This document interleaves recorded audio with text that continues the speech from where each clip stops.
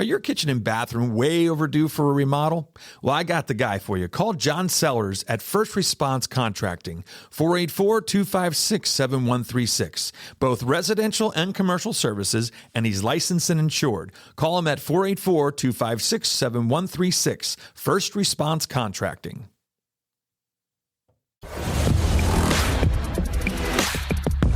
From real estate Affects the market as a whole, which then sometimes will affect the tenant. Right. You know, come in. to real life. We all learn in different ways. If you think about it, Wayne Dyer might not attract everybody. And everything in between. Mission was really to help people just to reach their full potential. The Brad Weisman Show. And now, your host, Brad Weisman. All right, we're back. Whether you like us or not, we're back, right? That's right. We're here. We are here. Yeah, we are here every Thursday at 7 p.m. So we hope that you join us. And we have some amazing guests that are lined up for the next couple months here into the end of the year. And just want to make sure you guys are tuning in because we got some really good talent here. Just like we do today. We have an amazing guy. This guy actually was brought to us through Sylvie DeGiusto and Shauna Van Bogart, I think is her last name, if I'm coming off of that right. They said to me, you should have this guy on. He's really, really good.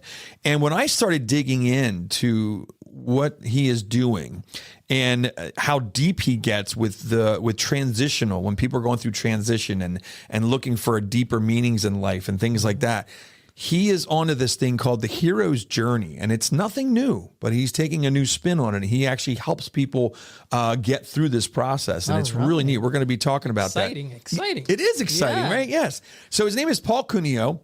He's the creator of the Hero's Journey Odyssey experience. Paul helps clients move through personal and professional transition and reinvention by mapping their lives onto the hero's journey and pulling back the curtain on the identity transformation they're going through. Through this process, his clients learn to trust and respond to their intuition and instincts, embrace their fears, and find the answers to those seemingly intractable problems that life, career, and relationships present to us. Now, I don't think there's anybody out there that wouldn't want to go through this, right? It sounded pretty good. So where's Paul? Let's get Paul on here and we'll start talking. Hello. Paul, how you doing? I'm doing great, Brad. How you doing? I'm doing wonderful. I've got some Halloween stuff in the background. I hope you don't mind. I love it. Spooky There's stuff. nothing wrong with Halloween stuff. In fact, you can have Halloween stuff up all year if you want. That's how I feel. That's Totally. That's how you feel. That's funny. That's funny. So welcome to the show. Thanks for coming on. Thank you so much for having me. I've heard so many great things. I've been enjoying the episodes, like the Death Talks guy. Yes, and then the realtor who's like the spirituality realtor, like Sage. So cool. Yeah, Adam's amazing. Yeah. Well, we appreciate that. We're glad that you were listening up here, but I'm really intrigued by the hero's journey and what you kind of turned me on to. I mean, last night I couldn't go to bed. I told my wife, I'll be up early tonight and I'm going to, just touch up base a little bit on a guest that I'm having on tomorrow. And I started digging into this stuff and it's deep. It's pretty cool. It is cool. It's really cool. Yeah. So let's jump in. So who are you? Who's Paul? Well, Paul is this kid who was born in LA. Mm-hmm. And then when I was 5, my family took us out to Nebraska. Oh, wow. Yeah. I grew up there until I was like 21. I went to college in Illinois. And then, I came back. The Californian in me, the Los Angelino was like, I'm getting back to the big city. Yeah. I've enjoyed my time in the Midwest, but in a small town, but something was calling me back here. And so I came back. I was pursuing music. Taught music for a while. And then this director and actor in LA, she saw what I was doing with the junior high kids. Yeah. I wasn't just doing music. I was doing a lot of movement with them. And so she said, gosh, what you're doing, I'd really like to have you come and work with my adult actors at this acting studio in LA because they're so not into their bodies. Oh, wow. I had a lot of dance and movement and mime training. And so I came in and I did some guest spots at this acting academy. And then one day their regular person had left and they were like, will you take over? So for 7 years, I taught movement for actors at this acting academy. And then I got the bug, it was just like I came out from music and I was doing movement, and then being around acting and being around actors, it was not hard to want to do it myself. Sure. And so that started a 13-year journey. 5 of those really getting started. And then the 8 after that, where I really kind of got my footing and figured it out and pursued acting. But during that time, I met a man named Sam Christensen. Yeah.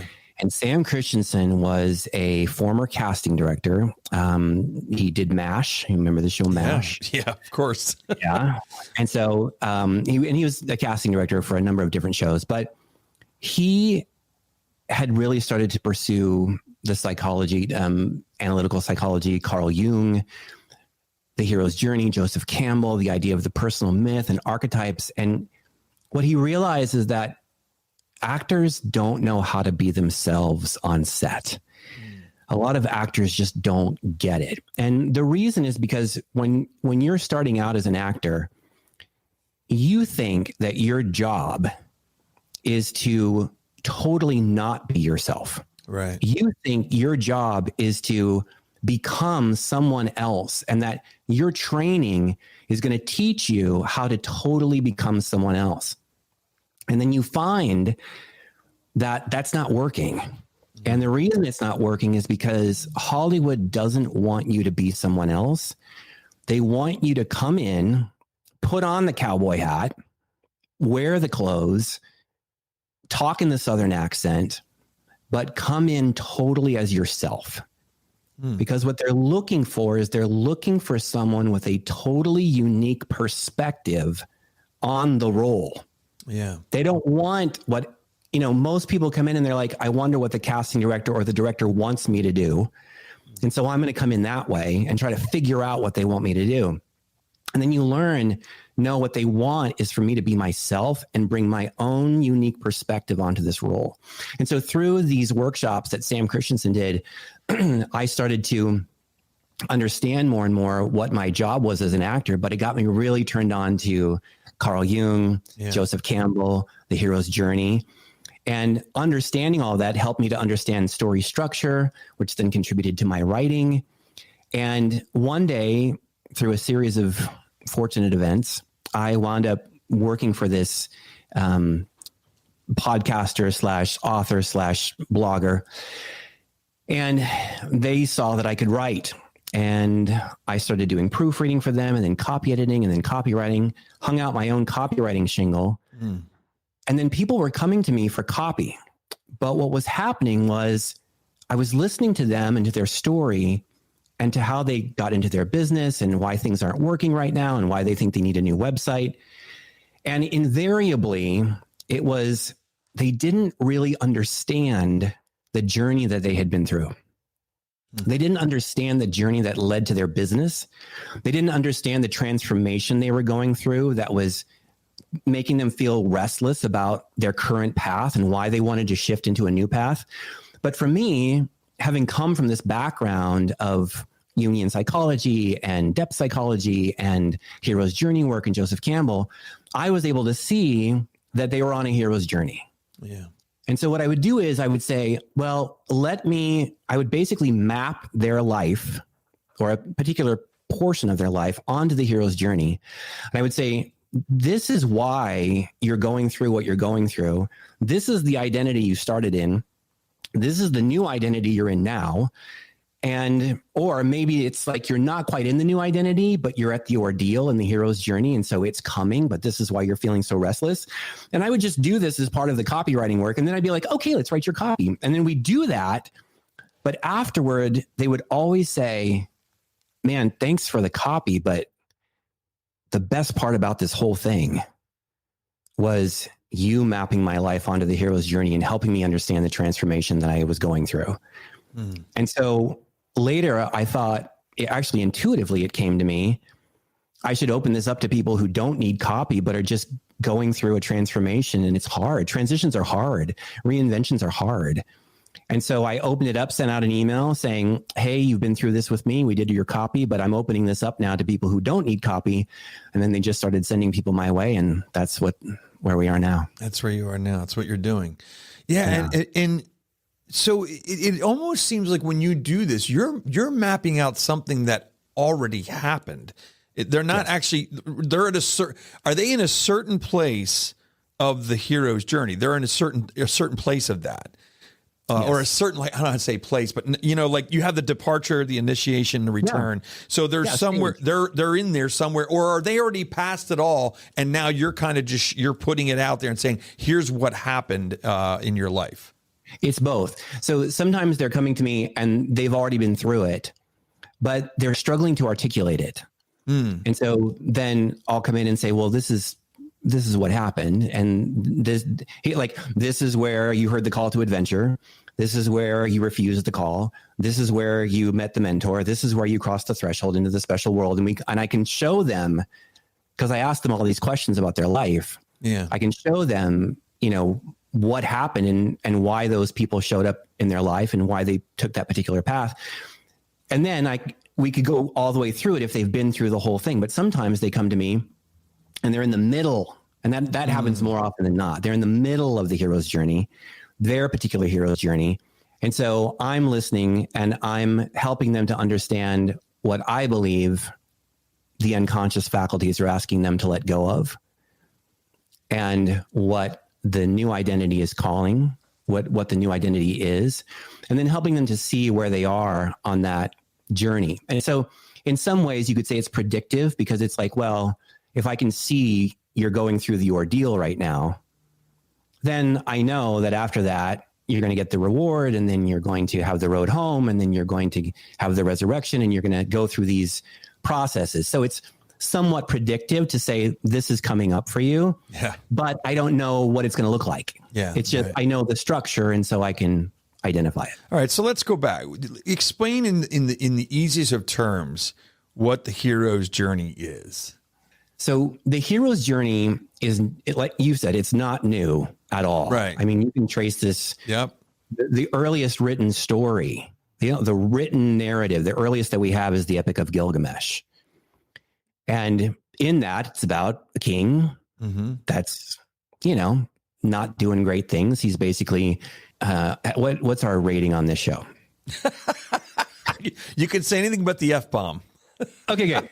So he's basically sleeping with all the brides before they sleep with their husbands. You're good. Okay. So this is Gilgamesh, right? Yep. So for people who aren't initiated, this is the story. So, and then the gods are like, this guy's kind of unhinged. So we're going to send this guy, and he's going to be like this wild man. And he's going to come in. He's going to challenge Gilgamesh. They have this big wrestling match that goes throughout the whole city. And then Gilgamesh wins. But he's like, bro, because no one's ever challenged him before, right? He's just gotten to do whatever he wants, and he's got this hole in himself because he's not fulfilling his potential. But he gets challenged by this guy, and he's like, okay, so let's hang out. And now they go off and they leave the city and they go on all these adventures. Then the gods kill his best friend, and he doesn't want to die, so he goes on a search for immortality, and he meets this bartender who's like, you're immortal. Your job is to enjoy your life now. And it's like crazy to think 4,000 years ago, that same theme of live in the moment, enjoy the present, right, was being articulated. And in oral traditions way before that. I mean, this was the earliest written narrative that we have. But this was coming from oral traditions from hundreds and thousands of years before. So now he's like, yeah, never mind, thanks, but I'm going to go try to be immortal. And he sets off to meet this guy who is immortal. This guy tells him how to be immortal, but he can't do it. So he goes back home, and he just feels depressed and forlorn, but he's just been on the greatest ride of his life.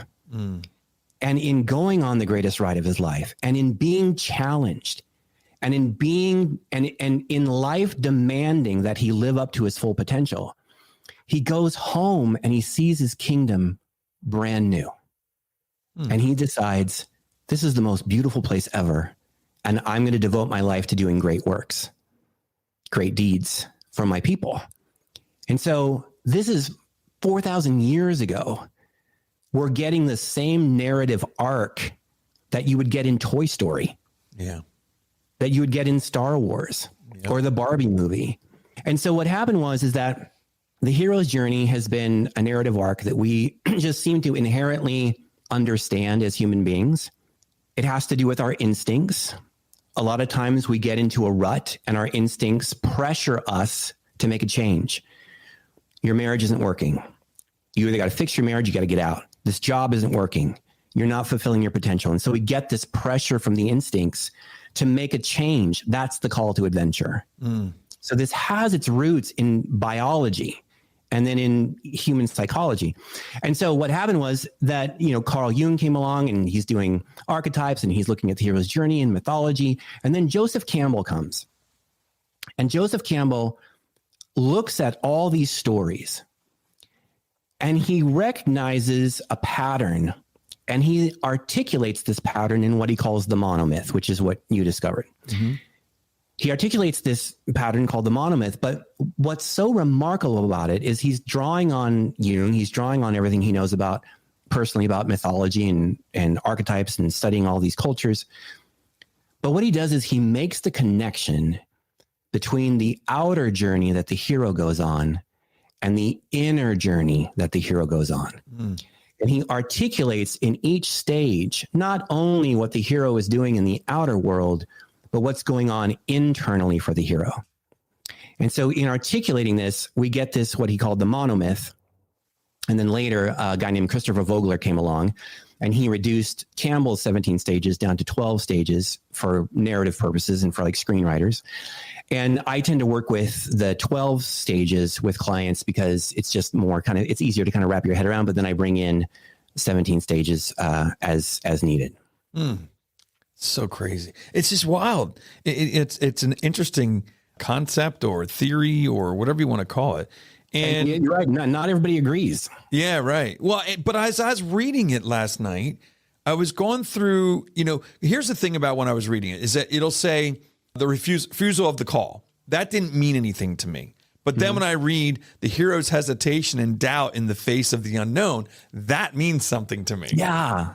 You know what I mean? Like when you look at the actual term that it gives you, meeting the mentor, the hero encounters a guide who provides training advice. It's kind of like that's your teacher. I get that, your mentor. I get that. So it really, when you read the actual definition or the explanation of each stage, I'm sitting there going, oh yeah, I've been through I recognize that. I definitely recognize that. So it is really, really interesting. And so when people come to you, I know Sylvia has come to you. She made a quote. There's a quote on your website from her and from Shauna. And so they come to you to what? To find meaning in their things, something that happened in their life. Yeah. And they don't always know why. Yeah. They don't always they're like going through something, and maybe they've met with therapists and maybe they've, done different types of coaching and they've explored different modalities but there's still something bothering them. There is still a nagging from that kind of inner place that we all have. That inner voice is still saying, not yet. And so sometimes they'll come to me and they're just like, so-and-so said I should meet with you. That's funny. And there's a trust there. And then what I do is in our discovery call, then I explain what I do and what I'm going to be listening for. And I basically tell them, whatever route you decide to go with me is, I say, in general, I'm going to be listening to you and your story and your life. And then I'm going to be identifying what the identity is that you're being asked to let go of. And I'm going to identify what the new identity is that I believe you're being called to. And I'm going to tell you what that transformation is about. And I'm going to tell you where you are on your hero's journey. I'm going to help you make sense of this path, because all too often we get told, yeah, you know what? If it isn't easy, man, it's probably not the right thing. If it's not flowing, you're probably barking up the wrong tree. And if you just try something else. But one of the lessons of the hero's journey is there's a very good chance that if it's hard, you are on the right path. And I agree with that. That's something that I agree with just from the mentors that I've had in my life and coaching and just in life, the things that were hard, that's when I got somewhere. And that's when, and the person I became on the other side of that pain or that challenge was a different person. Yes. And because the old Brad couldn't have done that, or the old Brad couldn't be where I am now. Right. You know, it's kind of interesting how you go through things in life. And I think there's reasons for the things we go through too. It makes us stronger. It makes us tougher.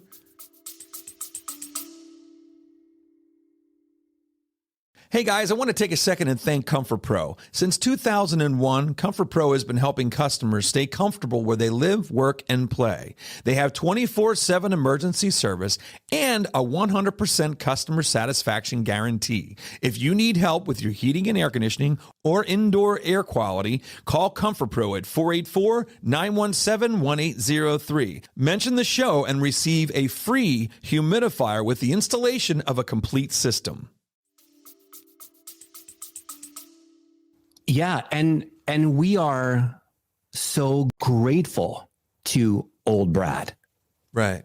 And that's a big part of this process is we're not here to denigrate this old identity. We're not here to be like, this is bad, so you got to let go of it. Like, what's your problem?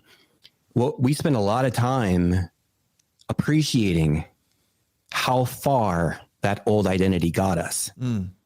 And what's happening is there are typically parts of yourself that you have rejected because you thought that those parts don't make you safe. And what's happening right now is that your instincts are saying, you got to get those parts back, Brad. Yeah. Because the only way you're going to do the next thing you need to do, the only way you're going to fulfill the next level of your potential is if you call back the part of yourself that you rejected, because believe it or not, that wasn't a bad part. You believed it was bad. You believed it made you unsafe, but we got to get that part back because you need that for the next chapter. And isn't it your ego that makes you want to be safe? Yes. And that's, again, we're so grateful to our ego. Yeah. Like, I need to get to the grocery store. Ego, please help me. Like you have things that you do, ego. You are the self-aware of the self. And you're aware of what's going on around me, and you're processing and making sense of things, and you're helping me remember stuff, and you're helping me figure things out. And that is such an important function. And we need you. However, what happens is we come to over-rely on it. And there are times when the ego can't figure out what we need to do next, but your intuition and your instincts and your emotions know what you should do next. And so we're learning to disassociate from the ego so that we temporarily, so that we can hear the guidance of the intuition and instincts. Oh, because maybe the volume of the ego is too loud, so you have to kind of tone it down a little bit so Perfect. you can hear the yeah, I get it. Yep. Yeah. Exactly right. That's interesting. Really interesting. That is just, it's good. It's just deep stuff. I love it. I love it. I love it. So let's go. You had some things here that you had put in for bullets here, and I had some comments about them. So you were just talking about the guidance from our intuition, instincts, and emotions shows up, how they show up. We can recognize it and then allow or follow it to work out our life in a way the ego and conscious awareness can't. And is that, to me, you say intuition, you say instincts. There's also something I use a term called the whispers of advice. Perfect. Like, there's a lot of things I've listened to over the years, Wayne Dyer being one of them. I'm a big Wayne Dyer fan. And he always talked about, we sometimes ignore those whispers. Would that be the instincts? Would that be the intuition that you're speaking of? Yes, absolutely. And that, it could be either of those, but that's the beauty, I think, too, I love that phrase, whispers, because that's really the beauty of how the unconscious faculties communicate with us, is that you can be in a stadium at a rock concert and you can be worried about all kinds of things in your family. And so there's all this onslaught of noise from the outside and there's all this noise from the inside, but you still hear it. And it does whisper. It's so quiet, but it's so clear to itself, it's not competing with anything. It's on a different channel. And so you can have all the noise on all these other channels, but your intuition is going to speak on its own channel. And so you'll always hear it. But you just have to be careful, because the first response from the ego is going to be, eh. You know, it's like, yeah, what do you mean? I pay my uncle back the $50. Like, what are you talking about? Like, come on, I'm enjoying this concert. I'm going to go home. Yeah. It's like, I'll get him paid. It's not a big deal. You know, and your ego starts justifying the decisions that you're making consciously. Yeah. But one of the signs you need to do it is that there's resistance. Right. Right. It's like, if you get met with that level of resistance from the ego, when that little thought bubbles up, you probably should follow that. Interesting. And what often is happening is, maybe you're struggling with a problem in your business, and you can't figure it out. You've consulted with consultants, you've hired the coaches, you've enrolled more of your team members to like work on this problem, and you're working on it, and it's keeping you up at night, and it's intractable. And you keep getting this hit, you know, pay your uncle back. And so you pay him back one day, and you get the idea for your business.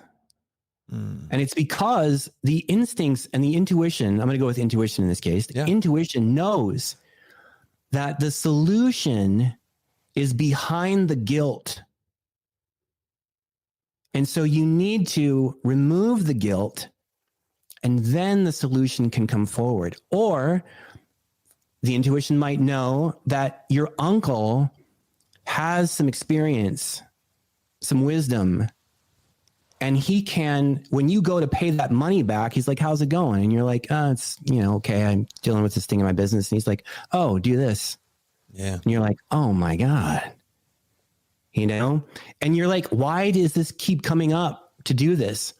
And it's not always that simple. Sometimes you have to clear a lot of stuff that the intuition is giving you before you get that next message. But what I tell people is, follow the firefly. The unconscious, there's whispers. I think of it like little blinks from a firefly. Yeah, it's on your website. Like, yeah. And so you're in the dark, you're in a problem, and there's a little flash. And just like a kid on summer nights, your job is to just run after it. Wherever it flashed, you run to that spot. And you just keep following that firefly wherever it's leading you, and it will eventually get to that place that you're trying to go. That's cool. I like that analogy. That's a good one. So, you know, it's interesting too. It's almost like when you were saying, so the intuition or the instinct, they have to actually get rid of some baggage first, which would be that guilt. It can be guilt. It can be so many things. Yeah, so many things. But you're saying is once you get past that point, then then there's openings for other things and other things to come through. That's really really neat. And it knows. It's been with you your entire life. The unconscious has a record of everything you've ever done. Sometimes you'll get a dream and it's predictive. Yeah. And you're like, how could it know that in 2 weeks I'm going to do this? It has a record of everything you've ever done in your life, everything you've experienced, everything anybody's ever done to you, everything you've said, everything you've done. It's all gone to the unconscious. And if you knew every single thing about a person's life, you would know what they're going to do in 2 weeks. Oh, wow. That's wild. Yeah, that's interesting. Yeah, because the roadmap is kind of is there. It's kind of the evidence is there. What's gonna be next? The decisions they're gonna make. Yeah. I mean, there are people in your life that you don't know that intimately, but you're like, yeah, I know what he's going to do in a week. I know he's going to that concert. Yeah, right. So true. So true. So like, what can the unconscious do? Yeah. That's crazy. Yeah, that's wild. So then let's go into this was some other things that you had on here was what you have to give up in order to embody the new identity and shuffle off the old identity as you affect your transformation. And I had just a note here. I put in here who you need to be in order to get you where you want. is what I wrote down from last night. Kind of what I kind of got out of that is who I need to be in order to get to the next space or next spot. Yes. And if I understood correctly, that was you were saying that was the bullet about what you need to give up. This just says, right? What you have to give up in order to embody the new identity. Yes. Yeah, exactly. Yes. And so, yes, you're exactly right. Who you need to be. But this is I think, often brings a lot of comfort to people, which is, a lot of times we think, man, I feel like the person I am right now is not enough to meet the moment. But it sucks because I like who I am.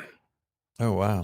I like my sense of humor. I like the relationships I have. I like the people in my life. And I have problems and there are things I'm trying to work out. And there's like this big one that I'm really struggling with, but I don't want to give up these parts of myself. And so there's this fear that you're going to lose all these things that you love about yourself. And so this is, man, if there's one thing for your listeners to take away from this, I would say it's this. You don't have to give up anything in your life. You just have to give up that you need it to be safe. You're losing the attachment, which is an overcompensation. You have come to believe that if you don't grip this aspect of your personality, maybe it's a dominant personality trait. It's something that you think have always made you successful, or it always kept you safe. It's like when you were a kid and your dad would come home in a rage, like this particular thing would show up and it protected you, and you've carried that forward through the rest of your life. And so you think to yourself, I don't want to give that up. And then your complexes also don't want you to give that up because they helped you develop that. And that's how we kept you alive, Paul. Mm-hmm. So you're not giving that up. And the lesson is, I'm not going to give it up. That thing that I developed, I don't have to give up. I just have to set it down and pick it up when needed. Because right now I'm holding it onto it all the time. For those of you who are listening for those of your listeners who are familiar with the Bible, there's the story of Nehemiah building the wall. And one of the things that it says is that because there's threats from all around who don't want them to rebuild this wall. And so there's enemies all around. And so as they're working, it says they all had one hand on their sword and one hand in the work. Because they know there's a threat around every corner. Yeah. But what your unconscious is trying to get you to do is it needs you at this point in your life to put both hands in the work. And you've been carrying around this sword because of a threat from 25 years ago. And you develop some really special skills and you're really good with this sword. But you don't need the sword right now. And what it's doing is it's preventing you from using your other hand. So we got to get you to put that sword down, release that, and now both hands are in the work. And if that threat shows up again, your sword is right there and you can just pick it up. So you don't have to give up anything, only that you need that thing to be safe. Wow, that's great. That's really good. That analogy and that whole thing, that's great. And it's funny. You said, anytime I'm listening to somebody talk, I'm sitting here going, okay, so how do I do this? Yeah. What do I do? Like, what's my thing? And it's so true. We have these stories that we tell ourselves, from, even if you had a great upbringing, a wonderful upbringing. Yeah. Parents are still together, all that stuff. But there's things that happen in your life. And there's all these stories. And I think sometimes, the thing I look at, like that sword is a story that you're not willing to give up.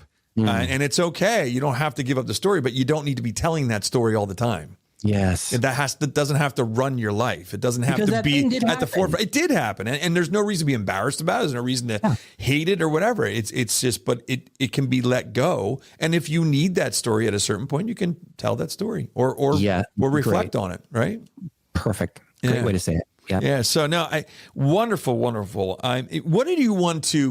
What would you want to use as like a final thing? I'm going to have you back on again because this is just wonderful stuff. And before we also end, so I want you to come up with whatever you want to end with, okay, for the audience, and then I also want you to tell them how to get in touch with you and how they can move on with this work through your the hero's journey experience? Absolutely. So just go to the road home with a dot after the O, and that'll take you to my website, and you can just go through that. And then there's ways to contact me at the bottom. It's a great website. It's a very nice website. Yeah. Thank you so much. Yep. Yeah. And so that's a great way to get in touch with me for anything.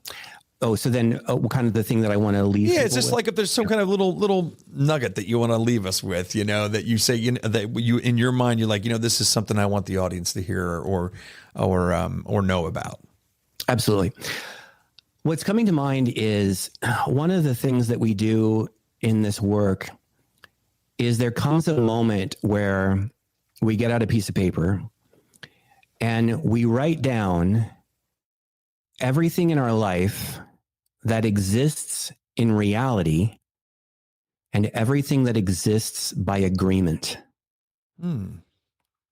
And so you might start by, and you can just start writing stuff down in your life. It's like, yeah, I got my marriage and my spouse and my business, and I've got my kids and I've got my dog and I've got this laptop and I've got my place of business, and I've got my this, and you start going through all these things. And then we go, okay, let's separate them out. What exists in reality and what exists only by agreement? And so they're like, well, my marriage is real. And I'm like, really?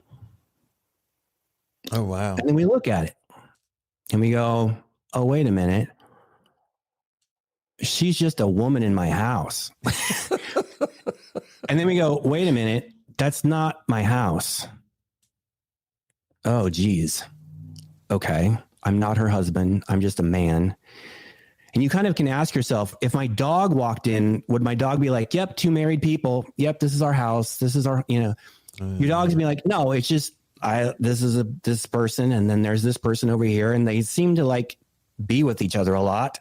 And they all hang out in this place and we all kind of hang out together. And I love it. And I love these people. But you start to see your business isn't real. The building's real. The business isn't. And you start to realize how much is real and how much is just an agreement. And then what it starts to do is you start to understand how much agency you have in your life. If you agreed, you can stop agreeing. If you agreed, you can change the agreement. And so sometimes people come in and they feel really stuck in their business, in their life, and whatever it is. And so it just kind of helps us to get back to a place of like, okay, this isn't real. It's just an agreement.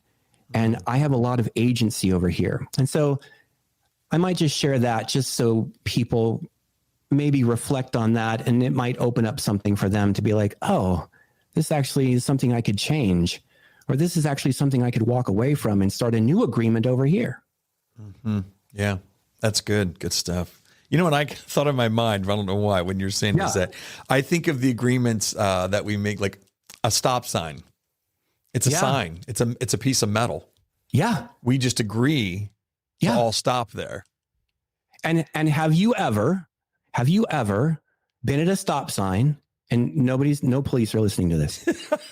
Have you ever been at a stop sign or a red light and you're just like, yes, absolutely. And it's the weirdest feeling.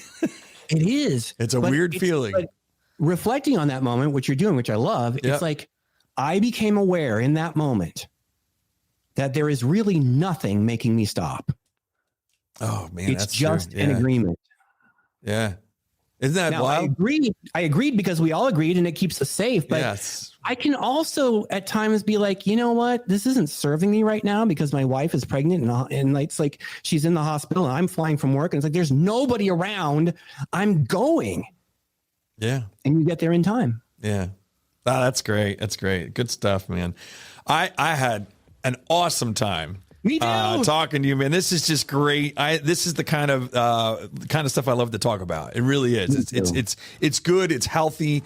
I think we need to be in these spaces to understand our lives, understand how we think, why we think the way we do, and it's just good. So, Paul, thanks so much for being on today. Thank you so much for creating a space to have this conversation. I really enjoyed it. You're very welcome. Very welcome. All right, we'll get you back sometime. All right. Oh my goodness. There you go. Paul Cuneo. You have got to check him out. Hero's Journey Experience. Go look him up. He's just amazing. If you just look up his name, Paul Cuneo, and that's Cuneo is how you spell that, and you'll definitely find him there. All right. Come see us again next Thursday, 7 p.m. We will be here. All right. Thanks so much for listening.